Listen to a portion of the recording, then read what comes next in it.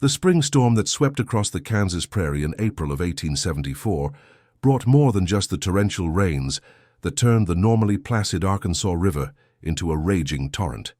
Jacob Morrison had seen plenty of storms during his 5 years as a homesteader, but this one carried something unusual in its wake, something that would change his understanding of the land he'd been working and the history buried beneath the endless wheat fields. Jake had been checking his cattle when he heard voices calling from the direction of the swollen river. The sound was strange, not the typical calls for help he might expect from travelers caught by the flood, but something more rhythmic, almost like singing mixed with distress. His boots squelched through the muddy prairie grass as he ran toward the riverbank, the storm clouds still rumbling overhead and lightning illuminating the landscape in brief, dramatic flashes. What he saw when he reached the river made him stop short and wonder if the lightning had somehow affected his vision. 2 women, both of extraordinary height, were trapped on a small island of debris in the middle of the rushing water. But these weren't ordinary settlers or travelers. Their clothing, their long braided hair and their distinctive features clearly marked them as Apache, despite being hundreds of miles from where any Apache people were supposed to be according to every map and government report Jake had ever seen. The taller of the 2 women, who stood nearly 7 feet in height, was supporting her sister, who appeared to be injured and was having difficulty standing even with assistance. Both women possessed a dignity and strength that was unmistakable even in their desperate situation. They weren't panicking or screaming, but rather seemed to be discussing their predicament in their native language, while occasionally glancing toward the shore, where Jake stood in amazement. Jake didn't hesitate long. He'd been raised to help people in trouble regardless of who they were or where they came from, and the rising water made it clear that without assistance, both women would soon be swept away by the current.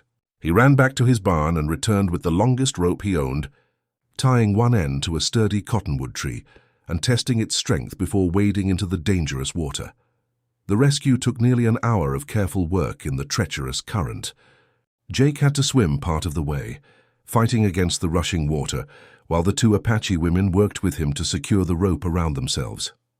Their cooperation and quick thinking impressed him, particularly the way the uninjured sister managed to support her companion while still helping with the rescue efforts. By the time all 3 of them reached the muddy riverbank, Jake was exhausted, soaked to the bone, and more curious than he'd ever been about anything in his life. As they stood on solid ground, catching their breath in the aftermath of the storm, Jake got his first clear look at the women he'd rescued. They were indeed remarkably tall, with strong athletic builds that suggested lives of physical activity and purpose. Their traditional Apache clothing was beautifully crafted, with intricate beadwork and patterns he'd never seen before. But most intriguingly, both women carried themselves with an air of authority and responsibility that suggested they were far more than simple travelers who had gotten caught in the storm. The injured sister, who had twisted her ankle during whatever had brought them to the river, looked at Jake with intelligent dark eyes and spoke a single word in accented English, "Guardian." Then she touched her chest and said Ayana before indicating her taller sister and saying Nayeli.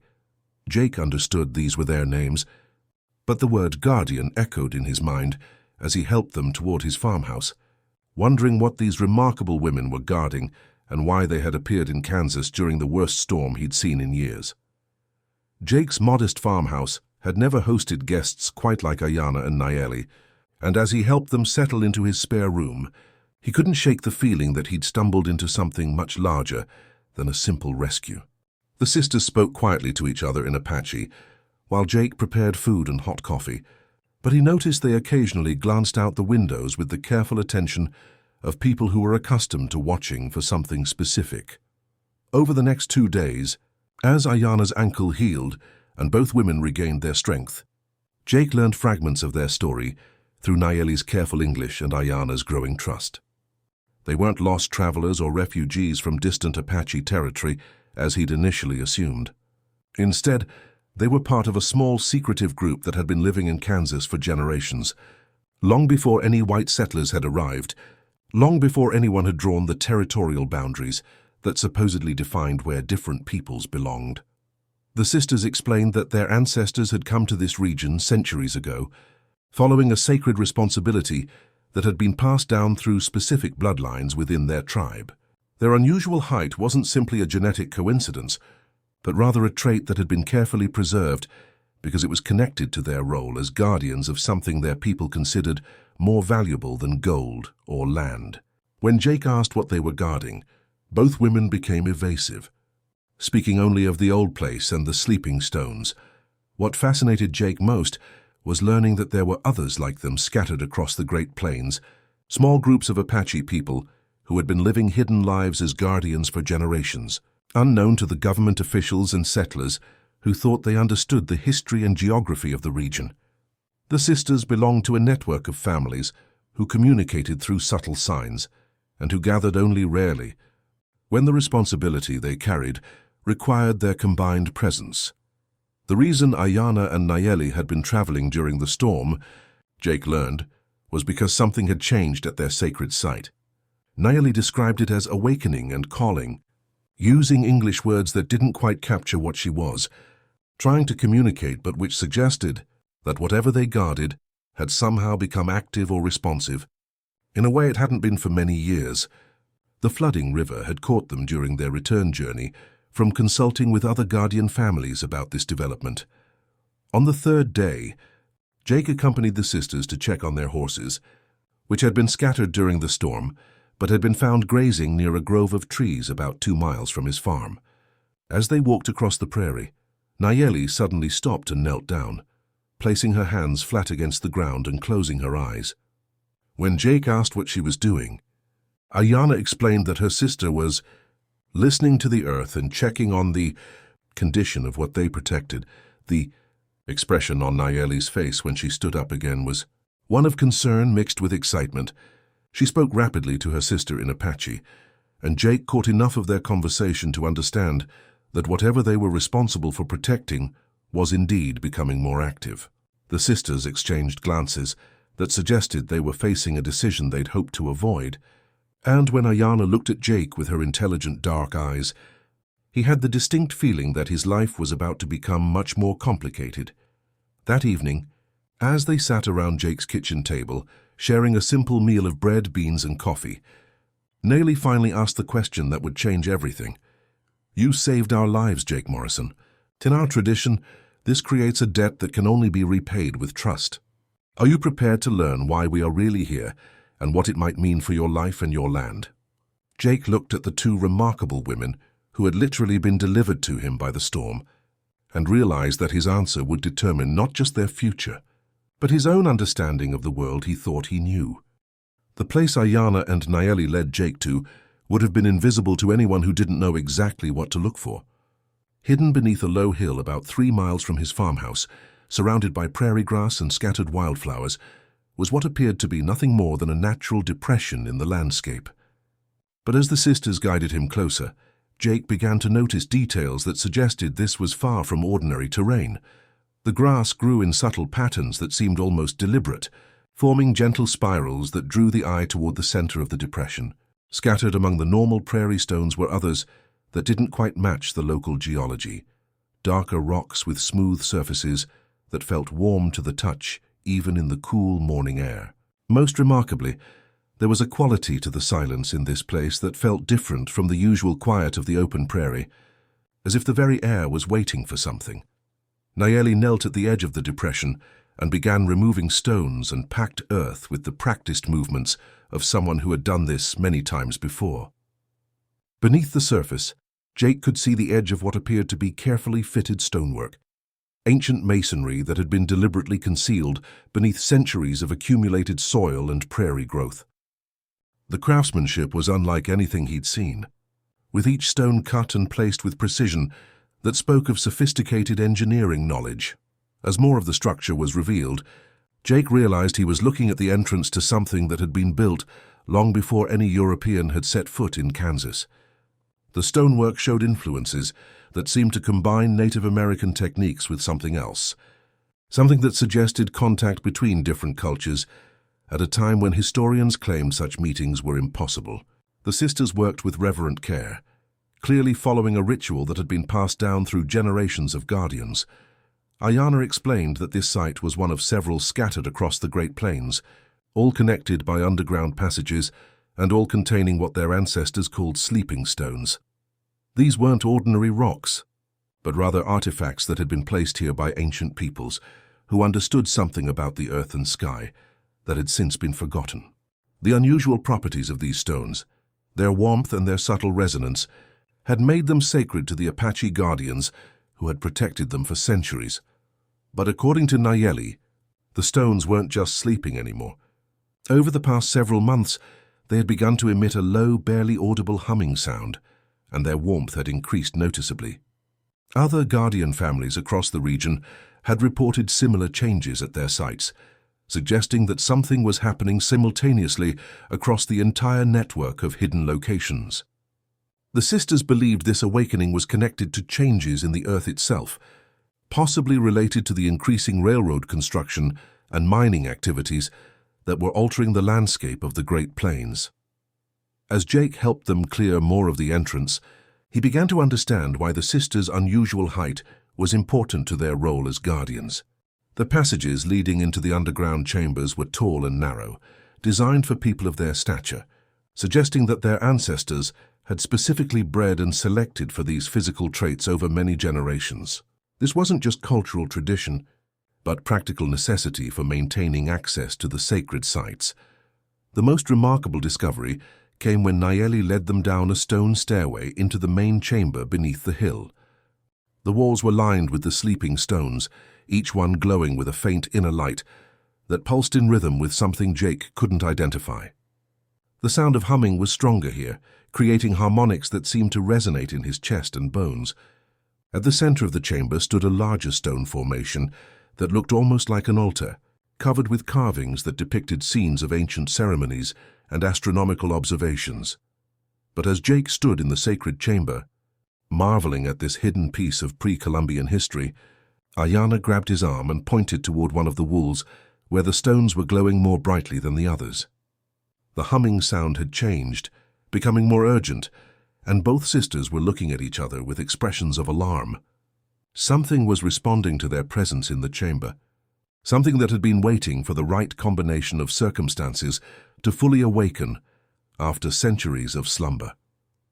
The stones were no longer just sleeping, and Jake realized that his rescue of the two Apache sisters had somehow triggered events that would soon extend far beyond the hidden chamber beneath the Kansas prairie.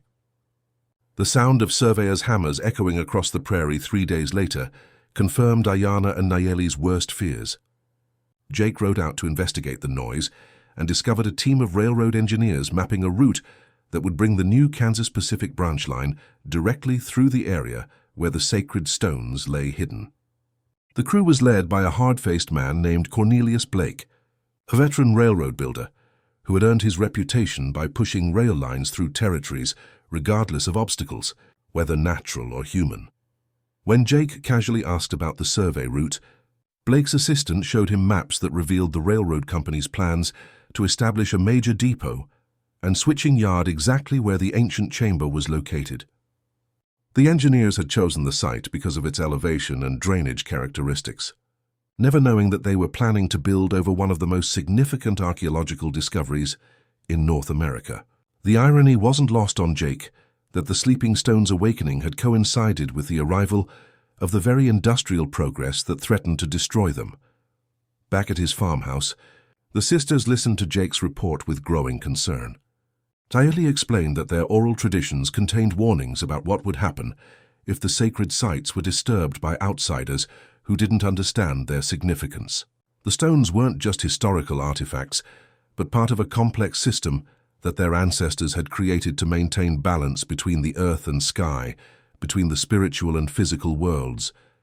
Destroying them wouldn't just be cultural vandalism, but could have consequences that none of them fully understood. The urgency of the situation became clear when Ayana revealed that the network of guardian families was already gathering in response to the awakening stones. Representatives from hidden Apache communities across Kansas, Colorado, and Nebraska were traveling toward a prearranged meeting place, prepared to take whatever action was necessary to protect the sacred sites. But their options were limited in a territory now controlled by US government, and powerful railroad companies that wouldn't hesitate to use force against any perceived Native American threat. Jake found himself facing a moral dilemma that challenged everything he'd believed about progress and civilization. The railroad represented economic opportunity and connection to the wider world, benefits that his farming community desperately needed. But it also represented the destruction of something irreplaceable, a piece of ancient wisdom that had been carefully preserved through generations of dedicated guardianship. The choice between material progress and cultural preservation wasn't as simple as he'd once thought. The situation became more complicated when Blake's survey crew began asking questions around the local community about the two unusually tall Indian women who had been seen in the area. Word of the sisters' presence had somehow reached the railroad company, and Blake was clearly suspicious about why Apache people would be in Kansas so far from their supposed territories. Jake realized that the sisters' safety was now at risk, along with the secret they protected. That evening, as the three of them sat in Jake's kitchen planning their next moves, Nayeli shared something that changed Jake's understanding of his own role in these events.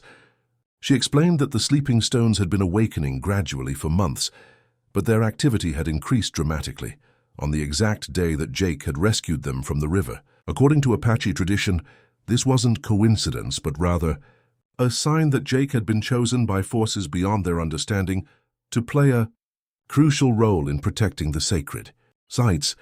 The idea that he might be destined for something greater than farming troubled Jake, but he couldn't deny the evidence of his own experience. The stones had responded to his presence in the chamber, glowing brighter and humming more intensely when he approached them. Perhaps his rescue of the sisters hadn't been simple good fortune, but rather part of a larger pattern that connected his life to the ancient responsibilities that Ayana and Nayeli carried as they made plans to contact the other guardian families and coordinate a response to the railroad threat.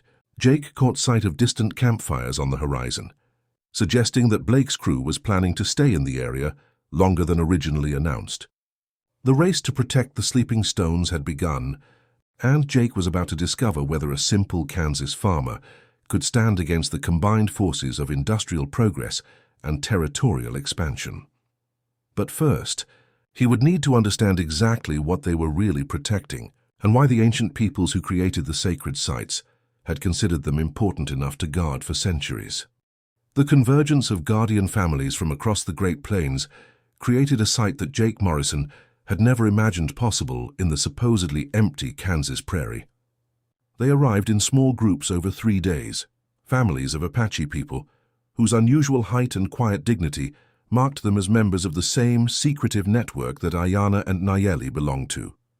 By the time the gathering was complete, nearly 50 people had assembled at a hidden camp 5 miles from Jake's farm, representing generations of knowledge about the sacred sites and their significance.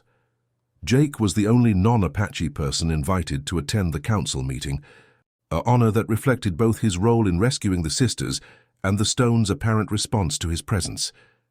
The gathering took place in a natural amphitheater formed by low hills, where the guardian families could meet without being observed by the railroad survey crews or curious neighbors. As Jake listened to discussions conducted in a mixture of Apache languages and careful English, he began to understand the full scope of what they were protecting. The sleeping stones, according to the eldest guardian present, a woman named Elena, who stood nearly 8 feet tall and carried herself with ancient authority, were part of a vast network that connected sacred sites across the entire continent. These weren't just religious artifacts, but rather components of what her ancestors had called the Earth's memory, a system for storing and preserving knowledge about natural cycles, astronomical events, and the delicate balance that maintained harmony between human communities and the natural world. Elena explained that the stones had been created during a time when different Native American cultures had worked together on projects that spanned generations, pooling their knowledge of engineering, astronomy, and earth sciences to create something that would endure long after their individual civilizations had changed or disappeared. The guardian families were descendants of those ancient collaborators, selected for their physical traits and trained from childhood to maintain and protect the sacred sites. But the awakening of the stones represented more than just a response to industrial intrusion. According to the traditional knowledge that Elena shared, the network was designed to activate during periods of great change, providing guidance and warnings about environmental and social developments that could threaten the balance their ancestors had worked to preserve.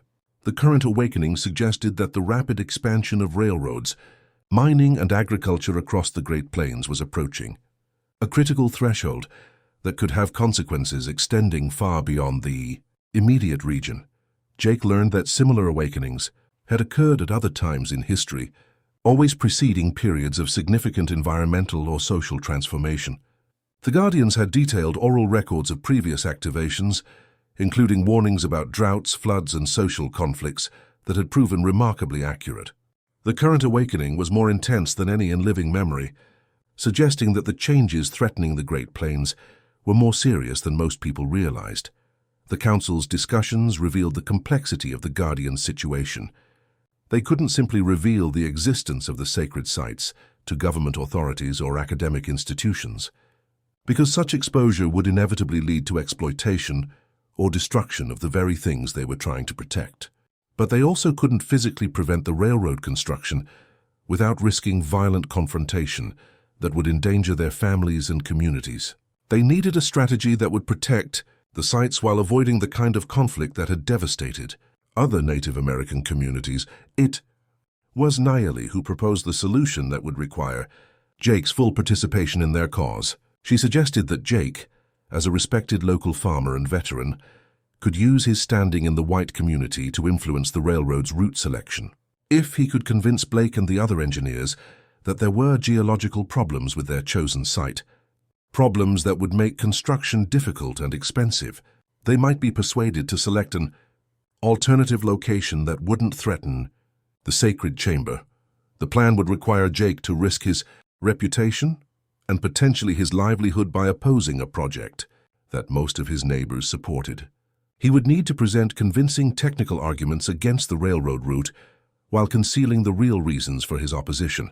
Most challengingly, he would need to do all of this while the Guardian families prepared for the possibility that diplomatic solutions might fail and more direct action might become necessary. As the council meeting concluded and the Guardian families began to disperse back to their hidden communities, Elena approached Jake with something she said had been waiting for him since the stones first began to awaken. It was a piece of carved stone, smooth and warm like those in the sacred chamber, but small enough to carry in his pocket. She told him it would help him understand when the stones were responding to his presence and would serve as a connection to the ancient knowledge that the Guardians protected. That night, as Jake rode back to his farm with Ayana and Nayeli, he could feel the carved stone pulsing gently in his pocket, its rhythm matching something he was only beginning to recognize as the heartbeat of the earth itself. Tomorrow he would begin the most important and dangerous mission of his life, trying to save something ancient and irreplaceable while convincing people who valued only progress and profit that some things were more important than the advancing railroad.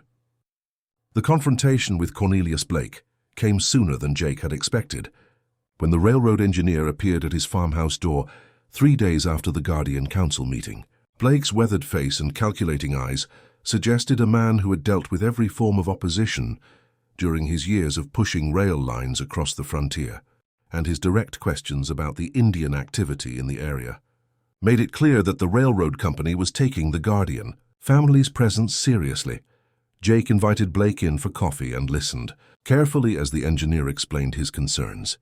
The railroad company had received reports of unusual gatherings in the area, and Blake was worried about potential interference with the survey work and eventual construction. He wanted Jake's cooperation in monitoring the situation and reporting any developments that might threaten the railroad's timeline or budget. The conversation was friendly on the surface, but Jake could hear the underlying threat in Blake's words. Choosing his moment carefully, Jake began to plant seeds of doubt about the proposed route. He mentioned his own observations about the drainage patterns in the area where the depot was planned, expressing concern about seasonal flooding that could undermine the railroad's foundations. He talked about unusual soil conditions he'd noticed while farming nearby land, suggesting that the ground might not be as stable as the initial surveys indicated. Blake listened with professional interest, but Jake could see that these concerns alone wouldn't be enough to change the company's plans. The breakthrough came when Ayana and Nayeli emerged from the barn where they'd been caring for their horses. Blake's reaction to seeing the sisters confirmed Jake's suspicions that the railroad company was more interested in them than they'd initially revealed.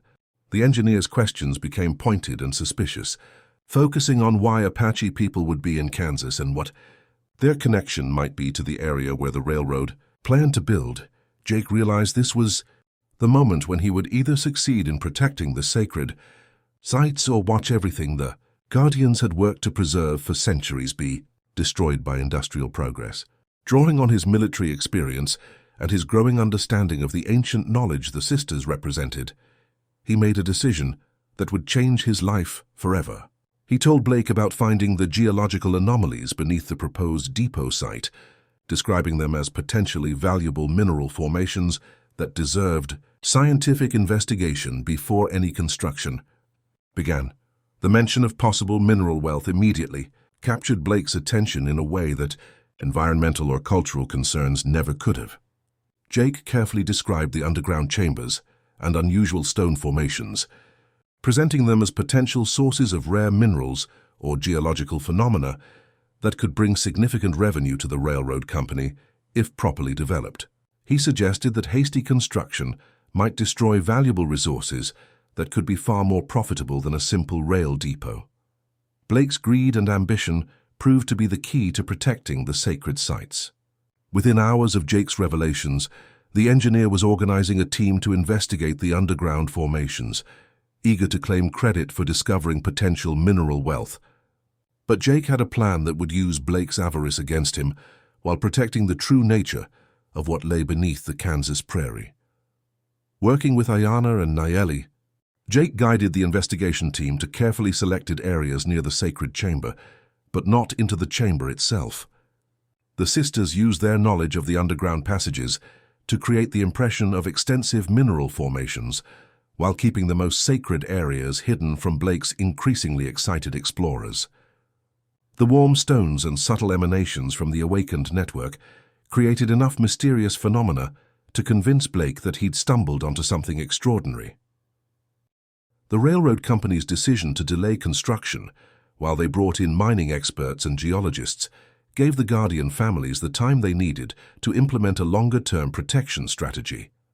Elena and the other elders worked with tribal councils across the region to establish legal claims to the land surrounding the sacred sites, using post-Civil War homestead laws and territorial regulations that Blake's company hadn't anticipated.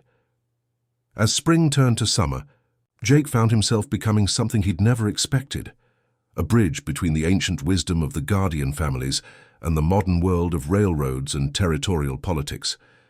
The carved stone that Elena had given him had become warm and active, connecting him to the network of sacred sites in ways that he was only beginning to understand. The sleeping stones were no longer sleeping, and their awakening had revealed a web of connections that spanned the entire continent.